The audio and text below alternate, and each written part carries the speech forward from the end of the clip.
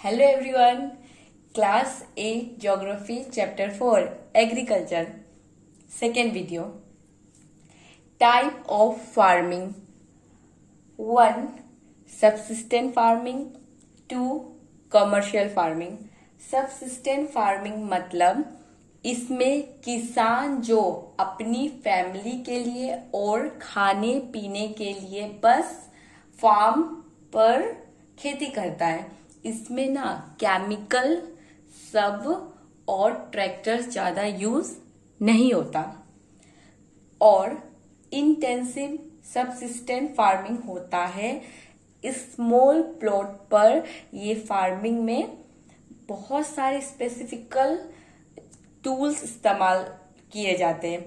एक साल में एक से ज़्यादा फसल उगाते हैं हम लोग इंटेंसिव फार्मिंग में और केमिकल फर्टिलाइजर्स यूज किया जाता है। राइस उगाया जाता है और दूसरे क्रॉप्स भी उगाए जाते हैं जैसे वीट, मेज, पल्सेस एंड ऑयल सीड्स अलग अलग सीजन पे।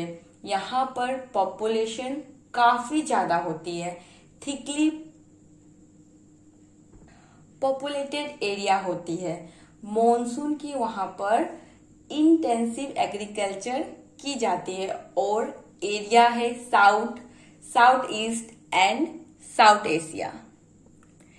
Primitive subsistence agriculture includes shifting cultivation and nomadic herding. Shifting cultivation घने जंगलों में प्रैक्टिस किया जाता है। Example tropical Africa, part of South East Asia and north India. यहाँ पे हैवी रेनफॉल रिसीव होती है घने जंगलों पे।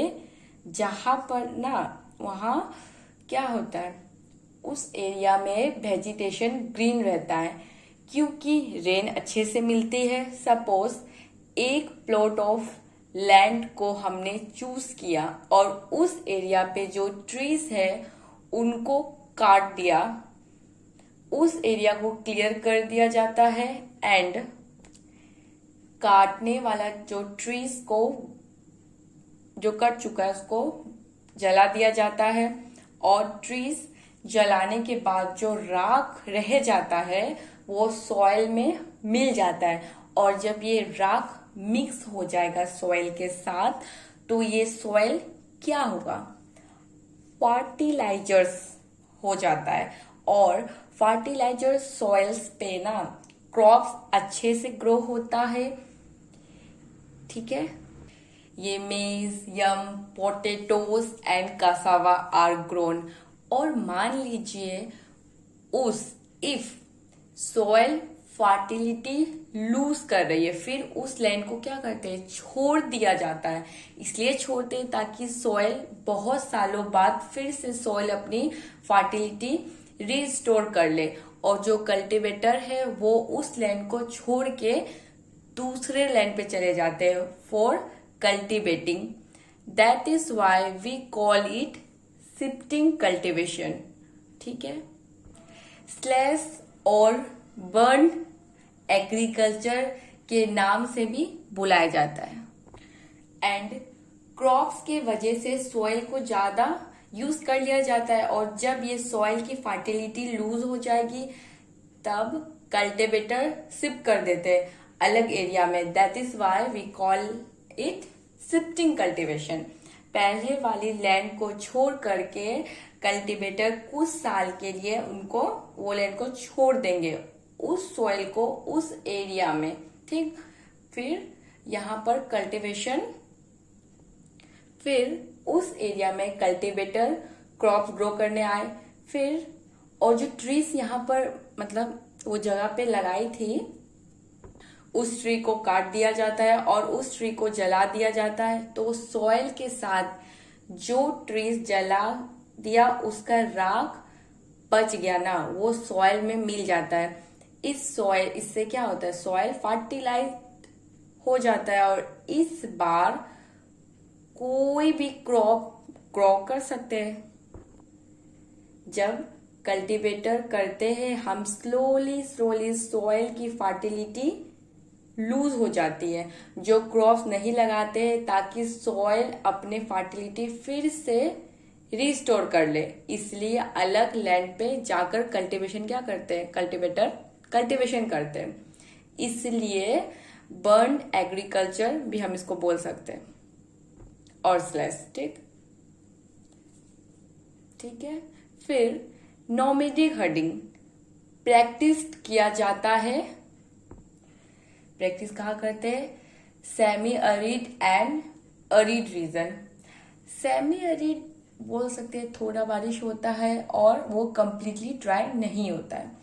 And arid region of Sahara, Central Asia and some part of India, जैसे Rajasthan and Jammu. And herd man move from place to place with their animals for fodder and water along, ठीक है, along defined route. This type of movement arise in response to climate. ठीक है। अभी जानेंगे जैसे ना क्या होता है, क्लाइमेट का वजह से ज्यादा गर्मी होगा तो जानवर मरने का चांस होगा, तो क्या करता है, इससे शिप, कैमल, यर्क और जो गोट है ना, वो सब जो डेजर्ट एरिया में मरने का डर रहता है।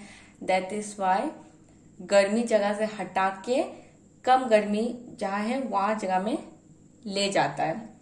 जम्मू एंड कश्मीर में जो चरवाहे जो है ना, वो ठंडा मॉनसून में है, जैसे जम्मू कश्मीर में बहुत ठंडा रहता है तो जानवर को थोड़ा नीचे ले जाते हैं प्लेन इलाकों में ठंडा में, क्योंकि गर्मी जगह में रहेंगे कहीं मर ना जाए।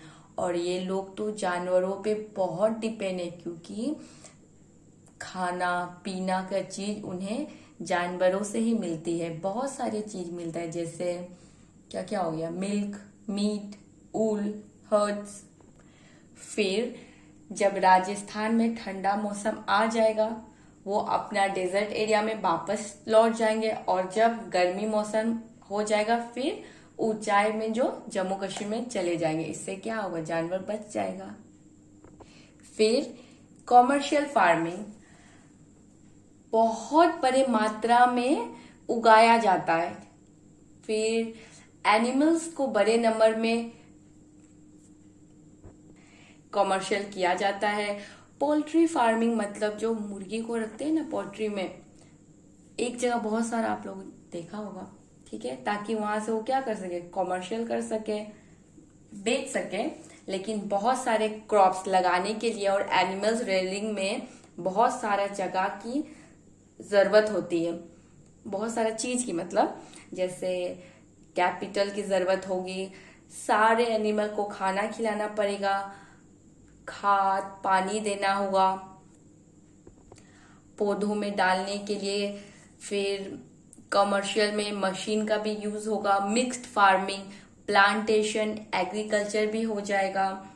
कमर्शियल ग्रेन फार्मिंग में क्रॉप्स उगाया जाता है और बाद में इसमें से जो उगा ना, जैसे वीट, मेज, ये सब कमर्शियल पर्पस से करते हैं, मतलब बाद में क्या करेंगे, सेल कर देंगे, इसलिए बहुत ज्यादा मात्रा में इन लोग लगाते हैं उस पर्पस से। फिर कमर्शियल ग्रेन फार्मिंग का मेजर प्रैक्टिस प्लेस है temperate grassland of north America, Europe and Asia. ये सब जगह में आबादी ज्यादा नहीं है, बट फार्म्स बहुत बड़े बड़े होंगे। ओवर 100 ऑफ हेक्टर्स में फार्म्स फैले होते हैं। नॉर्थ अमेरिका के जो फार्म्स है या रशिया के बीच में, ये सेंट्रल एशिया में जो फार्म्स होते हैं उनमें एक ही क्रॉप हो पाता है, बिकॉज, ध्यान से सुनो, बिकॉज ठंडा के समय वो जगह में हायर लैटिट्यूड में बहुत ज्यादा ठंडी हो जाती है, तो एक साल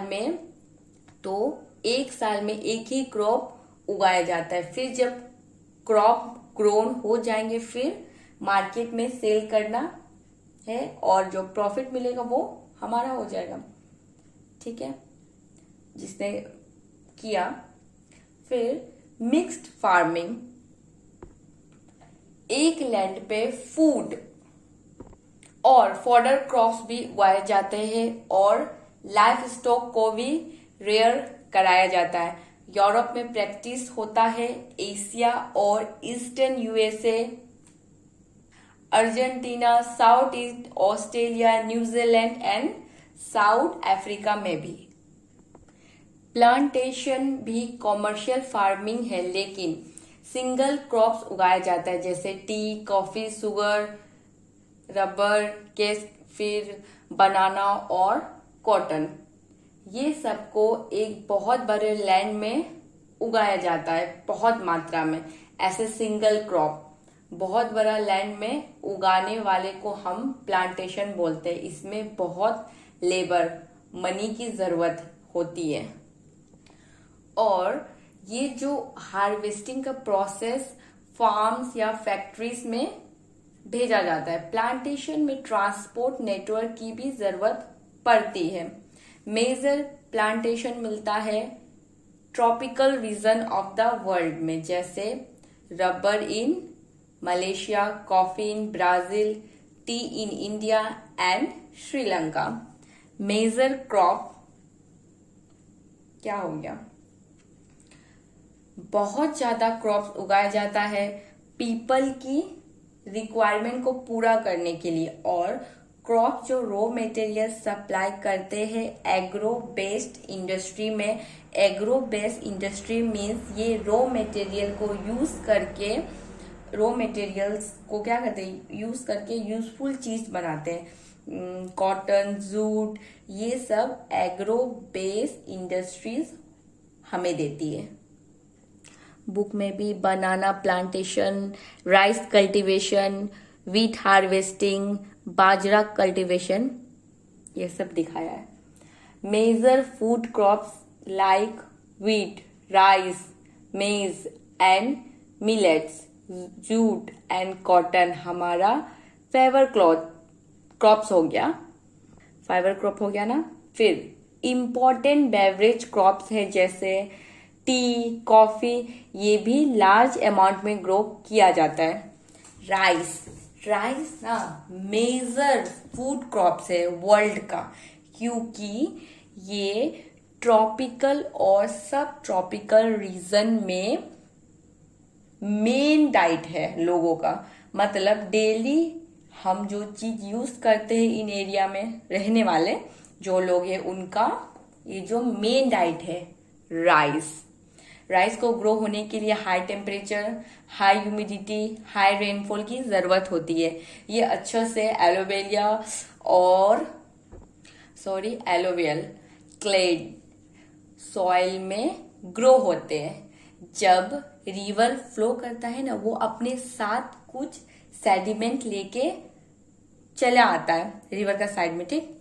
कोई भी एक जगह पे मान लो, फिर वहां में क्या होता है, जमा हो जाता है। ये सेडिमेंट जमा हो जाता है, ये सेडिमेंट वो वाले सॉइल जो बहुत फर्टिलाइजर्स होते हैं, और इसी सॉइल को एलोवियल सॉइल कहा जाता है।